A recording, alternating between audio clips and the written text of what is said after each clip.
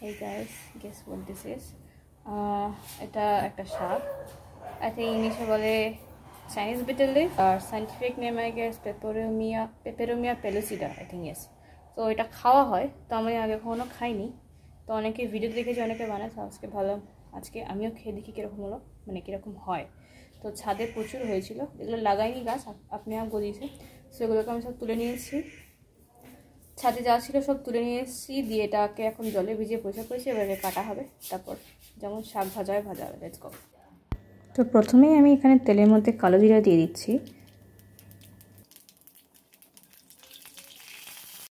এরপর কালো জিরা ভাজা হয়ে গেলে এর মধ্যে দিয়ে দিলাম কিছুটা রসুন কুচি। রসুন কুচিটা কিছুক্ষণ ব্রাউন করে ভাজবো, তারপর এর মধ্যে যাবে শাক।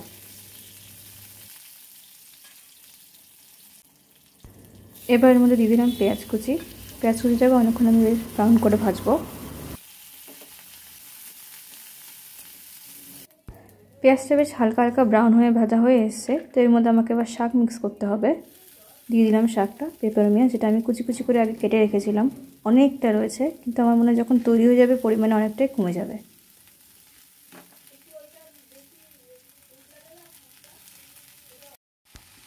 এবার খুন্তি দিয়ে শাকটার সাথে পেঁয়াজ আর দিকে রসুন আর কালো জিরে যা যা দিয়েছিলাম সবটা ভালো করে মিশিয়ে দিতে হবে, যাতে সব জায়গায় একই রকম ফ্লেভার থাকে।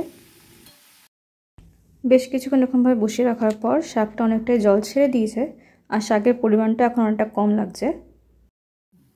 এবার দেখো শাকের কালারটা আরোই চেঞ্জ হয়ে গেছে, গ্রিন ছিল সেই গ্রিনটা নেই, এখন কিন্তু হালকা ব্রাউনিশ ব্রাউনিশ হয়ে গেছে, অনেকটাই তৈরি হয়ে গেছে। এবার শুধু জলটা শুকাতে হবে, তারপর নামিয়ে দেবো।